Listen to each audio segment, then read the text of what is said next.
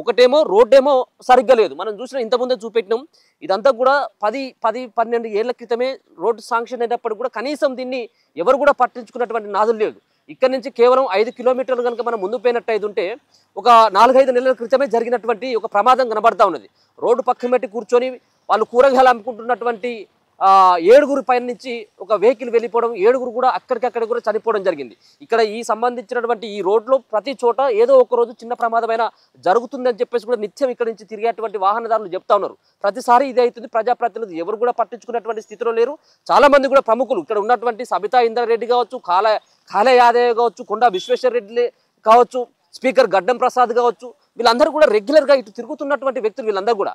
కానీ ప్రమాదం జరిగితే మాత్రమే సోయొచ్చేటువంటి వీళ్ళకి ఎవరైతే ఉన్నారో, సో ప్రమాదం జరిగిన తర్వాత కనీసం దీన్ని ఒకసారి ప్రమాదం జరిగిన తర్వాత పట్టించుకొని ఈ రోడ్డును కనుక ఇక వెడల్పు చేసినట్టయితే ఉంటే ఇటువంటి పరిస్థితి ఉండకపోవచ్చు మేబీ. కానీ ఎవరు కూడా పట్టించుకోలేదు. ఇలా 21 మంది, ఇలా 19 మంది చావులకు ప్రధానమైనటువంటి కారణం ఎవరిగా చెప్పుకోవాలి? ఇటువంటి సంబంధించిన ప్రజాప్రతినిధుల యొక్క పట్టింపు లేనటువంటి తనంతో ఈ విధంగా జరిగిందని చెప్పేసి మనం బలగుద్ది చెప్పాల్సినటువంటి అవసరమే ఉన్నది. ఇలా అన్ని కుటుంబాలకు సంబంధించినటువంటి కన్నీరు కాలుస్తూ ఉంటే ఆ కన్నీళ్లకు కారణం ఖచ్చితంగా వీళ్ళే అని చెప్పేసి మనం బదనం చేయాల్సినటువంటి అవసరం కూడా ఉంటుంది. రెండో విషయానికి వచ్చిన తర్వాత ఒక పక్కన టిప్పర్కి సంబంధించినటువంటి అతివేగంతో కూడా ఈ సంబంధించినటువంటి సమస్య ఎదురైందని కూడా మనం 100% కూడా చెప్పుకోవచ్చు. టిప్పర్ డ్రైవర్ది తప్పే ఉంది, ఇక్కడ బస్సు డ్రైవర్ది కూడా 100% తప్పే. బస్సు డ్రైవర్ది ఎందుకు తప్పు అంటే బస్ డ్రైవర్ కూడా మనం ఇంతకుముందు మాట్లాడినప్పుడు వాళ్ళు చెప్తా ఉన్నారు, క్షతగాత్రులు చెప్తా ఉన్నారు.